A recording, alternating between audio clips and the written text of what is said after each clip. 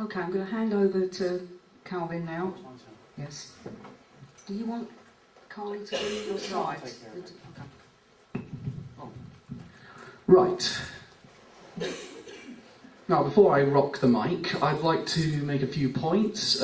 First off, I want to thank Dream and Carly, who worked tirelessly to make sure this thing was done on time. And second point, all the clips used in the presentation are the ownership of Walt Disney Pictures, Warner Brothers Entertainment, Manga UK and BBC Films, and are all protected under the copyright, under fair use part of the copyright laws, so now I can't get sued.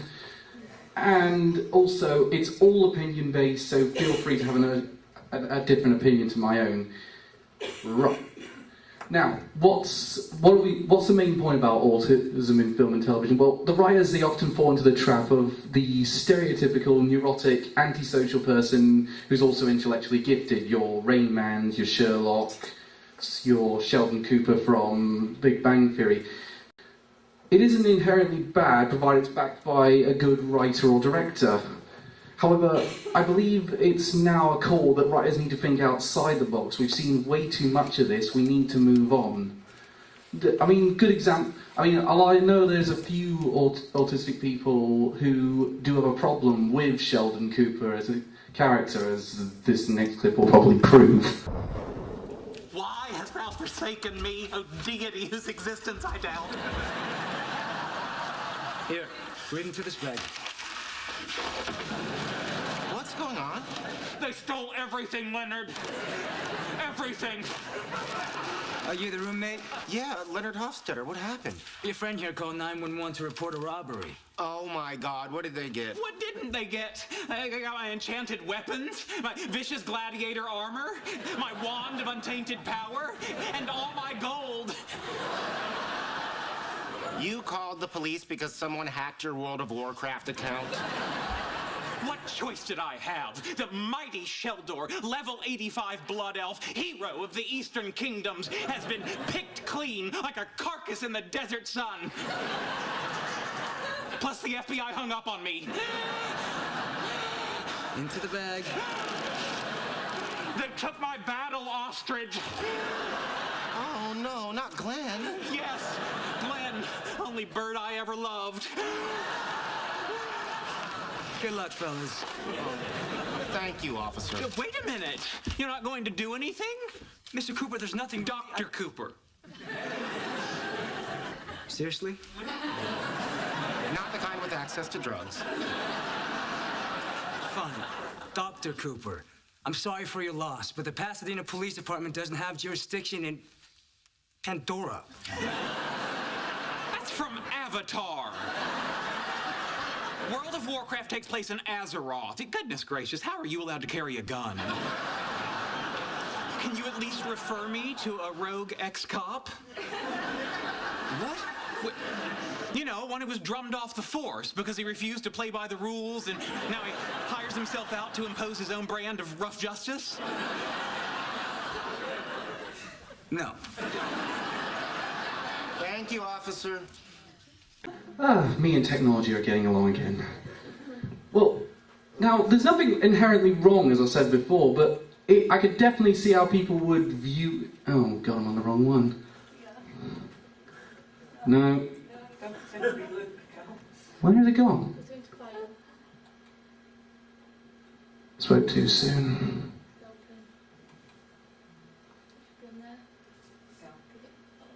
There we go. Hey, we're back again. And Jim Parsons plays the role perfectly fine, but you could definitely see how people might be slightly offended by that kind of portrayal. So for this one, I looked through tons and tons of stuff, and I decided I was going to go a bit off the grain and find a few things which I thought gave a more positive outlook, something that people might not have heard of, but you can get into it, and you really should track these down because they're actually quite decent and interesting. Yes, you? You mentioned that Sheldon Cooper doesn't have a diagnosis of autism, and they've never ever mentioned it in the show. It's just that people have picked up that he has a lot of autistic traits, and so when you Google it, it was a lot. It doesn't actually have a diagnosis. I will say that's technically correct, but it is heavily implied in the show. Plus, I think the actor who played Jim Parsons does actually have a diagnosis himself. I'm not confirming that one. Don't sue me for libel. So here's one. When I was working as a film critic for the Film Society, this is one of the films I reviewed earlier this year. X plus Y. Has anyone actually seen this film? Yes, brilliant. And I'm surprised that. Don't lie, I haven't played the DVD to you yet. Sorry. No, you just read the review and did the spell check. That doesn't count. No, I'm not surprised only one person saw this film because it was horribly marketed. It came out in March this year. Barely any cinemas played it. In fact, I had to go all the way to Manchester to see it. It's a true life drama, not that any of the marketing department ever mentioned that. In fact, the first I actually saw of it is on the new DVD box art saying inspired by a true story. It's basically about a young man played by Asa Butterfield, who you may recognise from the film Ender's Game, he enters sort of like this maths Olympics type event and interacts with various groups of people after he gets a diagnosis of autism at the beginning of the film, more specifically Asperger's syndrome. And he uses this event, allows him to discover a lot about himself because it's his first time really going out into the world since his father's death. He builds a bit of a bond with his maths tutor, who's he played by again? Oh yeah, Rafe Spall, who's got multiple sclerosis, so they get a bit of a kinship there. But what the film does excellently, more than any other, for one thing, it shows all the aspects of the diagnosis of autism, because it shows mainly how it also affects his mother, played by Sally Hawkins, who also delivers an amazing performance. Those two really should have been up for some Oscars for this film.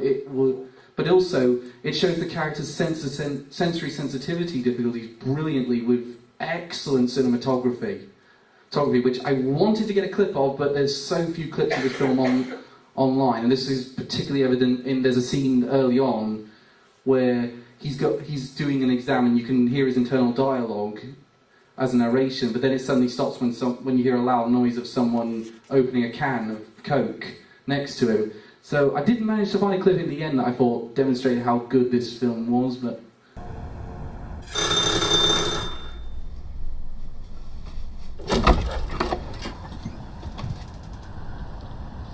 as promised, I come bearing news. Are you sure it's okay if I stand out here? I don't want to put you out. Yeah. Invite me in, Nathan. Come in. Thank you very much. Put the kettle on then. Put the kettle on what? Okay, I'll do it. Hi, Julie. Hi, Mr. Humphries. How are you? Very good, thank you. It's coming round. Got it? Oh my goodness, is that what I think it is? I hope so, otherwise it would have been a wasted journey. You open it. You want me to open it? Yeah. Alright then. Dear Mr. Ellis, I am writing to let you know that, unfortunately, you have successfully earned a place on the United Kingdom Math Squad. Oh my goodness! Oh, Nathan done it! Well, that's good news, isn't it? Gosh! Well done, mate. Oh, well done! Why is that unfortunate? No, I was having a joke, mate. It says the training camp's in Taiwan this year. So, have you ever been on a plane before? No, it's not. Well, that's exciting, isn't it? I should study. Are you leaving now, or? Nathan, he doesn't mean that. Probably, yeah. Okay, Well, I'm gonna go and study. okay. Well done, mate. He is pleased. I know he is, yeah. I'm going to have something stronger than a cup of tea, actually. I think I'm going to have a glass of wine. Okay. Would you like? I should probably shoot off. Okay, no, that's fine. I mean, if you're going to have one. I mean, you can definitely see. Don't play that clip. Don't play that clip. You can definitely see in that scene that Asa Butterfield really gets into the performance. Probably better than most actors have attempted to do. And I really think there's something in that one, so I really tracked that one down. It's just been released on DVD. If you at all curious, I would pick that one up. Now, we're going to one of my personal favourite series, Death Note. Has anyone actually seen that one? Yeah, I thought there'd be a few because there's a few anime fans in the audience. If you haven't seen it, Death Note is based on a Japanese comic, or manga to the initiated, that's basically about a very top honours high school student who one day gets a book that any person's name he writes in it will die 40 seconds later of a heart attack. So he decides he's going to use that to kill all the world's criminals and be declared a god. As you do. And I would definitely describe it as one of the better depictions out there, despite the fact the creator actually did say that it was open to audience interpretation, which is also the reason for this. I didn't choose Jerry from Digimon Tamers, because that purely is fan speculation. None of the creative team have confirmed anything on that one. I personally... so if you personally can read into it, but you can also choose not to read into that one, for example. And it's really down to his two main characters. Light, he's a gifted young student, but he feels unchallenged, and that's why he separates himself and isolates himself from the world. And basically because he decides he wants to do this because basically if he does have autism, which the film never confirms or denies, his theory of mind has definitely been affected. He doesn't see what he's doing is in any way wrong. It's just because he thinks he's justice, and everyone opposing him deserves to die. So the press calls him Kira. For the sake of understanding the clips, the press calls him Kira, which is basically a Japanese word for the Grim Reaper. And you can definitely tell that as the series goes on, that he's slowly more justifying it to himself. But he almost doesn't need that justification in a sense. It's almost like he's always been there. Judging by the number of cameras he's planted, he's planning to make a decision within a short period of time. Any normal person would slip under these circumstances, but it won't be that easy with me, Elle. This is the closest you'll get!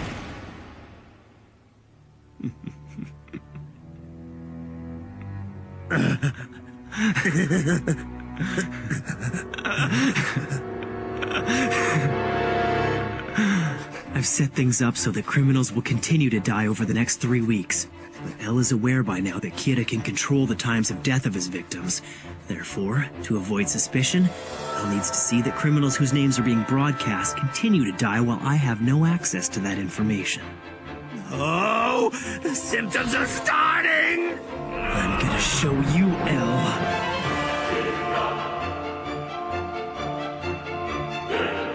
With Ryuk's information and my preparations, I can continue to kill criminals whose names are broadcast on the news, while masquerading as a typical high school student studying for his entrance exams. Just watch me, Elle. I'll solve equations with my right hand and write names with my left. I'll take a potato chip and eat it.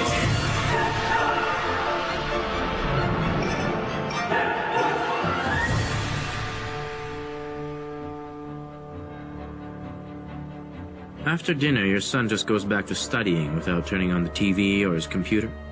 It's because the entrance exams are 5 days away.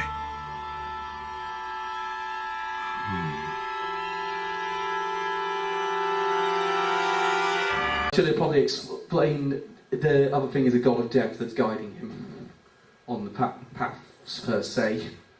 It makes sense if you watch the whole series. But the thing about when you make Glorious at the end, his adversary, Elle, who's this world's equivalent of Sherlock Holmes, although no one actually sees him, he's built up big time. We don't get to see him till about the 10th episode or so. Now, he demonstrates a lot more of the stereotypical aspects, which is where a lot of the fan speculation came from, which was later then half confirmed by the creators. For example, he always sits like that because he believes that if his feet touch the floor, it will lower his brain power by 10%. He only eats things that are high sugar content or sweets. And when the comic, they ask him, why don't you put on weight? He says, well, it's because my brain processes it, which causes it me to burn off the calories. That stuff. Both of them are very. This is a trait that both of them are very. They're very good at observing human behaviour and predicting it, but they're not very good at understanding it per se. But what makes both of them great is they're not defined by their Asperger's. It's just a device. It's just a device there to show how two very similar people can go down very different paths, and given the right circumstances. So. And you often we'll often hear most of the dialogue in the show is their internal thoughts and their process as well, which I think I can get working here. This is how you can overcomplicate a tennis match.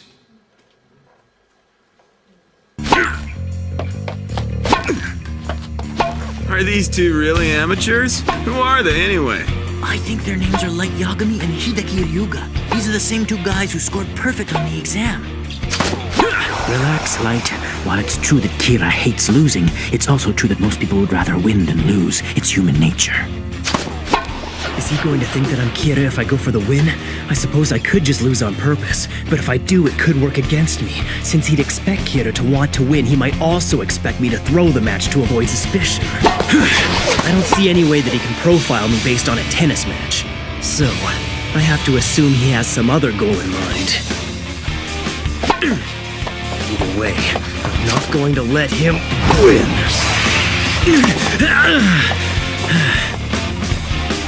Look at that. He's going for the win. That's 4 games all. Light Yagami to serve. And just like that, we've got an umpire and a line judge. Oh, you won't believe this. I thought I'd heard the name Light Yagami somewhere before, so I checked. He was the 02-03 junior high tennis champion. Apparently, during the third-year awards ceremony, he announced that he was hanging up his racket. And I guess he hasn't played competitively since. Hey, what about my Ryuga? Don't tell me you haven't noticed him holding his own against this former junior high champ. I can see the wheels turning, Light Yagami. I'm already in your head. There's no way this tennis match will deepen our friendship. This is a token gesture, an elaborate act we'll go through so we can say we're closer. Because I wanted to play tennis with you, you'll assume that I'm preparing to take a step closer, laying the groundwork to get to know you better. And then you're going to try and trap me by getting me to say something that only Kira would know. However, I'm sure you'll tell me you need to know if you can trust me first. And of course, the only way to win your trust will be to share what I know about Kira. If you want me to discuss Kira with you, it only makes sense that I'd want to ask for proof that you are in charge of the investigation. And more importantly, that you are really ill as you say you are. So it goes without saying that the first thing you're going to want from me is... some kind of confirmation from a third party that you really are L, which means... we'll have to go to Task Force headquarters. In all things, one cannot win with defense alone. To win, you must attack! Game and set! Won by Light Yagami! 6 games to 4! I know that you know, but now I can't prove, but I now need to prove it. But the thing is also that's great... oh, where's the image gone? Oh, never mind.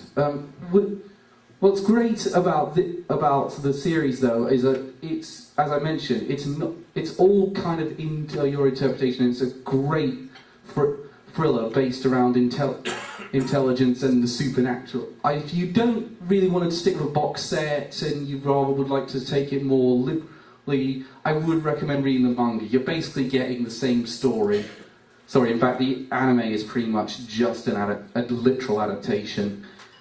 Now, this one I wasn't going to include originally, but I found there was a lot of mention about it in autism publications around the time of the film being released. Anyone see Guardians of the Galaxy? Yes, a lot of people saw Guardians of the Galaxy. I'm not surprised. It's an absolutely brilliant film. One of my favourites. And there was a lot of talk about Drax the Destroyer, who in this film is... oh, by the way, I forgot to mention. I should mention that L's voice in Japanese is a lot less of the stereotypical autistic voice. That's more of a Western direction that's been put on the character. The dialogue remains mostly intact from literal translations. the thing that got Drax the Destroyer in is the fact that he doesn't understand. His species is said to not understand metaphors, so he picks up, which was what a lot of these old publications picked up on, said that this was a sort of slightly unintentional depiction of autism. Although I think this was added for the movie itself, because I've read a lot of Guardians of the Galaxy. I've read the entire Abnett and Lanning run of the book, and the entire of Brendan Michael Bendis' ongoing series, and I don't recall it turning up once. And that's about 4 or 5 years worth of comic storylines. And this is the clip that Dr. Buchan's been waiting to see all day. Have a plan! Cease your yammering and relieve us from this irksome confinement. Yeah, I'll have to agree with the walking thesaurus on that one. Do not ever call me a thesaurus. It's just a metaphor, dude. His people are completely literal. Metaphors are gonna go over his head. Nothing goes over my head. My reflexes are too fast. I would catch it. I'm gonna die surrounded by the biggest idiots in the galaxy. Very funny movie. Damn it. I hate YouTube sometimes. Sometimes. If you haven't seen Guardians of the Galaxy, I'd highly recommend it. Even if you're not into superheroes or sci-fi, it's a very well done series, and Drax is an excellent character, mainly because Dave Bautista is one of the few wrestlers turned actors who actually took, what's it called, acting lessons. So what has this proven? Well, there's a lot of positive and there's a lot of negative, I think. Now this was the conclusion I didn't really that intend to come up to when I was making this. This is kind of just a... So there's more depiction of autism and Asperger's now than there ever was years ago, and that will bring a lot more understanding and acceptance to the mainstream audience, which can only be a positive thing. And there's potentially great future for this in film and television, but the problem is they're not incredibly well written and they often are stereotypes, and that's, I think, where the negative comes in. I think people would like to see us range out more. And I link this to sort of how the gay people and women were written in the 90s, that people were so making up for past prejudice that they were overcompensating for it. There was that was their only defining character trait. In fact, like these guys, their only character trait is that these guys, their only character trait is they're a stereotype of an autist, of an Asperger's syndrome person. And this one, their only character was that they were gay. So, for example, in the Catherine Zeta-Jones's part in the Haunting remake, that was all there was to her. She was just that she was a lesbian. They might have as well renamed her Lesbian for all the good it did. And as a result, it meant we couldn't connect to the film's plot or their character. I mean, there's way more problems with that film too. Don't get me started on that one. But it's not well.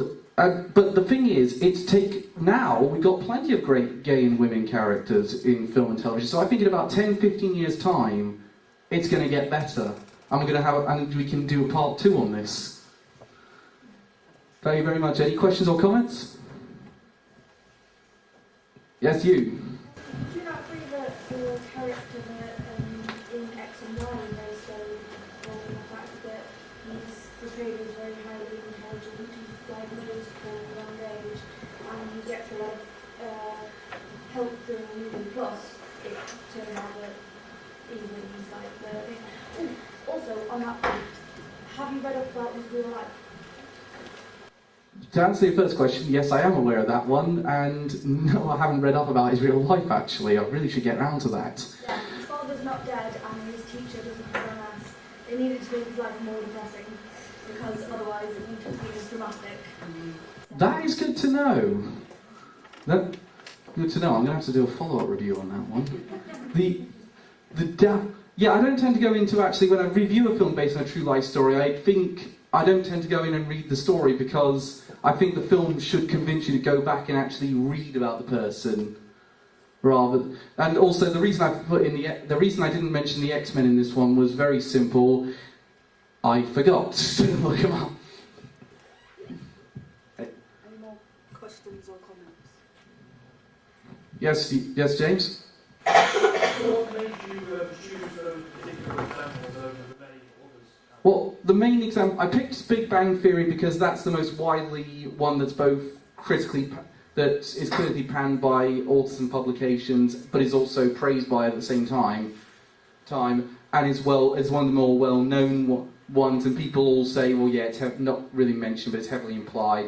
And I picked the other three because I picked the other two of them because they're not that well known and they're better depictions than they are. There's some of the better ones out there, and I wanted to bring attention to those ones and why I liked those ones so much. The latter one, it was more because I think it was something some people might have missed. The Guardians of the Galaxy example. That was the reason the process. I would have done more, but we never would have got to lunch. Yes. Go. One more question, please. I have a 10-year-old son who we're looking at a diagnosis at the moment. Which programs would you say would be a positive to help him understand himself if he were to get a diagnosis? Ooh, that's a tough one because that's actually a good point. There's not a lot for very, very young people on this one. Has anyone got any Push ideas? maybe. James. Thomas the Tank Engine, yeah. I'll get back to you on that one. I'm going to think over that most of the day. But when in doubt, give him Avatar: The Last Airbender. That's one of the best shows ever made. So he likes that. You raised him well. Thanks, Carly. Thank you very much.